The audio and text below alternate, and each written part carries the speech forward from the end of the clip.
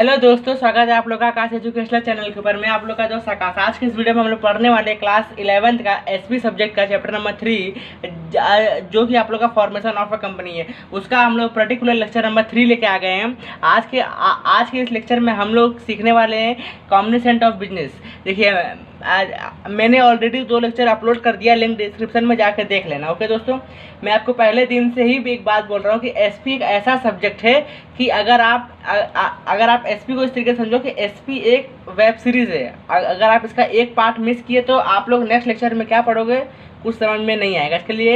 इसके लिए सारे चैप्टर्स के डिस्क्रिप्शन में लिंक है, जाके देख लेना। ओके दोस्तों, फिर उसके बाद ये देखिए। तो आइए शुरू करते हैं। आज कॉग्निसेंट ऑफ बिजनेस, इसके बारे में हम लोग इसका डिटेल में पढ़ते हैं और ये आप लोग का आज आखिरी लेक्चर होने वाला है इस पर्टिकुलर चैप्टर का। Public company and private companies not having a share capital can commence its business activities immediately after it has received the certificate of incorporation from the register of company। देखिए, हम लोग ने कल के lecture में ये देखा था कि किसी भी कंपनी को सर्टिफिकेट किस तरीके से दिया जाता है और दोस्तों वो जो सर्टिफिकेट का जो नंबर होता है मतलब किस तरीके से बनाया जाता है। देखो, आप लोग को ऊपर एक चीज़ दिया एडिशनल इन्फॉर्मेशन के लिए, इसको किस तरीके से तैयार किया जाता है मैंने कल के लेक्चर में बताया था, तो लिंक डिस्क्रिप्शन में जाके देख लेना। ओके, यहाँ पे आपको क्या पूछा है, यहाँ पे आपको ये बताया है कि चाहे कोई भी कंपनी हो, चाहे वो पब्लिक कंपनी हो, चाहे वो प्राइवेट कंपनी हो, चाहे पब्लिक कंपनी हो चाहे प्राइवेट कंपनी हो, अगर वो कंपनी सोचे कि मुझे अगर सर्टिफिकेट मिल गया है तो कि मतलब मैं अपना फटाक से अपने कंपनी का शेयर बेच दूँ, तो ऐसा नहीं कर पाएगी।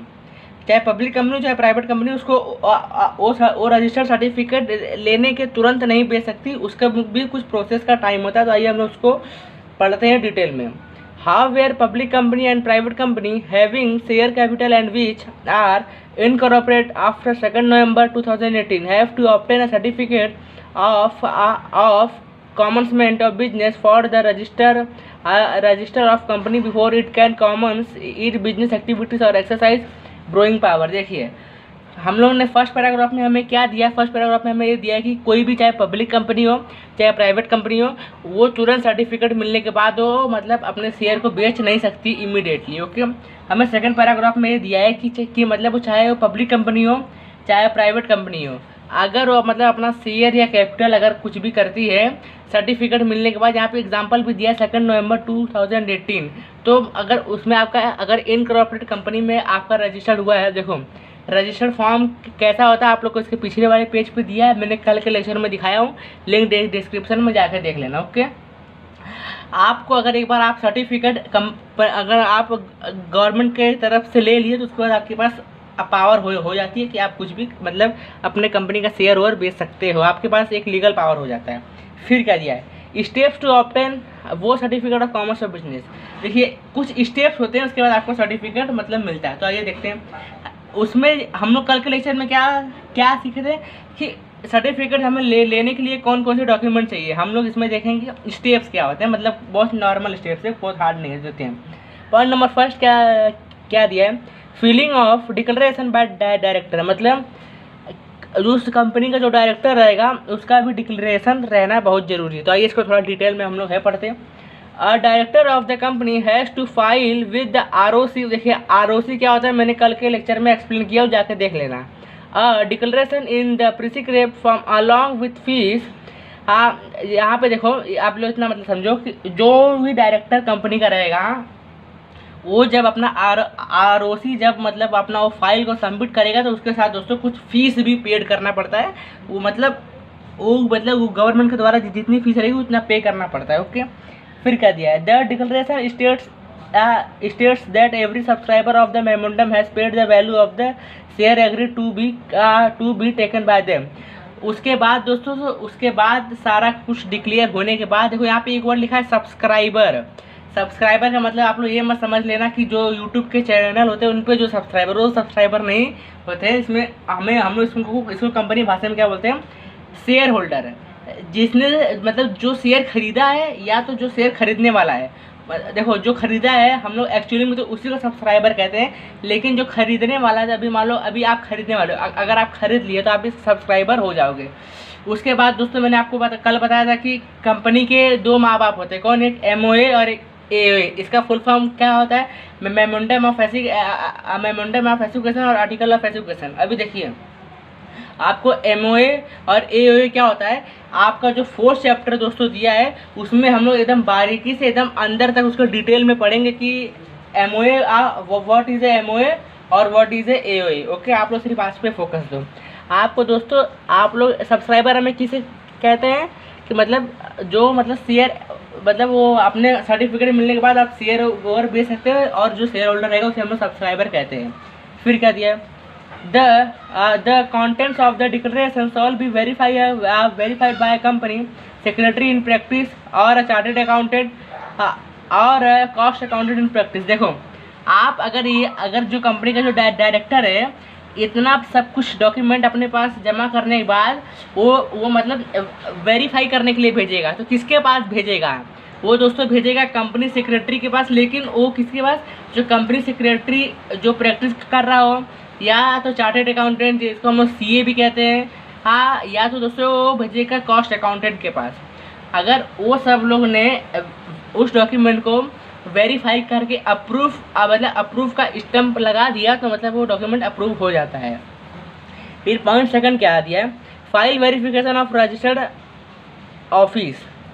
Company has to also file a verification of its registered with the office with the ROC। देखिए अगर आप लोग मेरे रोज़ के लेक्चर देखते होंगे तो आप लोग को मालूम है, मेरे कल के लेक्चर में मैं बताया था कि किसी भी कंपनी का ROC क्या होता है। अगर आप लोगों ने उसको रजिस्टर करा लिया तो आपका सेकंड स्टेप हो गया कंप्लीट। ओके, फिर आपको थर्ड में क्या पूछा है, ऑप्टेन लाइसेंस और अप्रूवल फ्रॉम सेक्रेटरी रेगुलेटर। आपको एक लाइसेंस दिया जाता है, उसको उसकी अप्रूवल कब मिलती है, तो आइए देखते हैं हम लोग।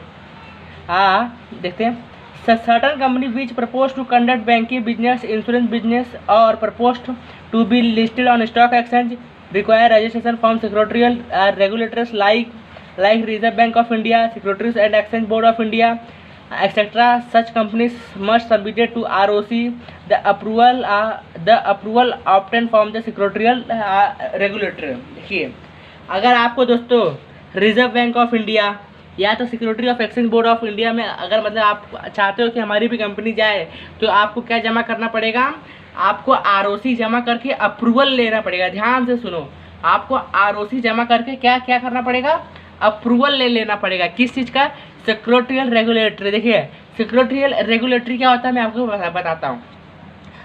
Regulars appointed by government to regulate a particular secretary. Example के तौर पे आप ले सकते हो कि SBI is the regulatory of security market. देखिए फॉर एग्जाम्पल मैं आपको बताता हूँ, ये आप लोग के ऊपर से निकल कर बताता हूँ।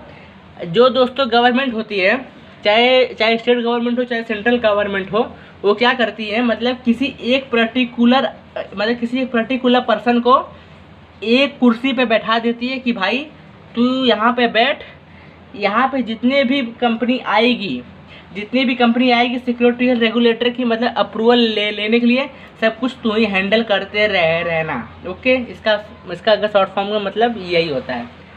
फिर आपको पॉइंट नंबर 4 क्या पूछा है, कॉमेंसमेंट ऑफ बिजनेस। देखिए ये जो पॉइंट 4 है कॉमेंसमेंट ऑफ बिजनेस, ये दोस्तों आपको एग्ज़ाम में मतलब आपके एग्ज़ाम में इसके रिलेटेड कोई भी क्वेश्चन पूछे नहीं जाते हैं। ये सिर्फ आपको मतलब आप लोग सिर्फ ऐसा पढ़ लीजिए, लेकिन इसका जो एग्ज़ाम में एक भी मार्क्स का वेटेज नहीं है। फिर देखते हैं इसमें क्या दिया, इसका डिटेल हम लोग पढ़ लेते हैं। After filing declaration in prescribe from the ROC then sell issue certificate of commencement of business.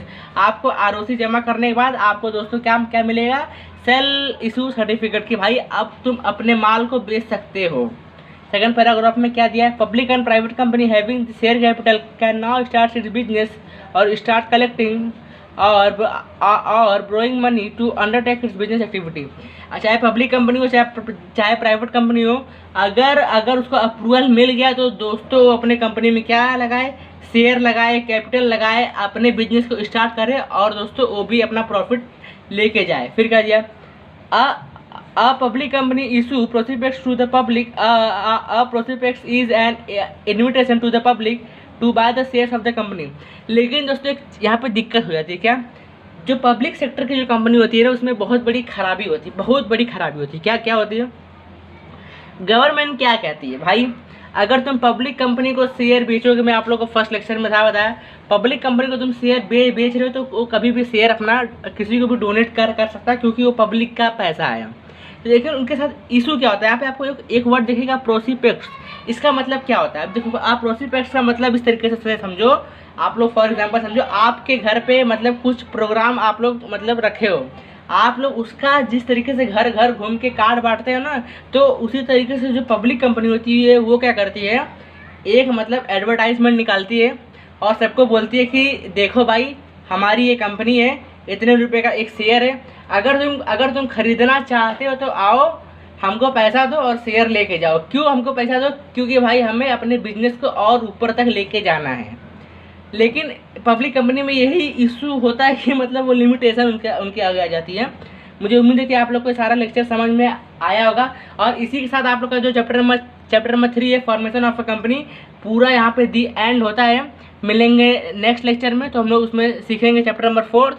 अगर आप लोगों को किसी भी प्रकार का डाउट हो या तो कुछ टॉपिक समझ में नहीं आया हो, कमेंट बॉक्स में लिख के पूछ लेना, रिप्लाई देने की 100% कोशिश करूँगा। हम मिलेंगे नेक्स्ट वीडियो में, उसमें सीखेंगे चैप्टर नंबर 4। तब तक के लिए जय हिंद।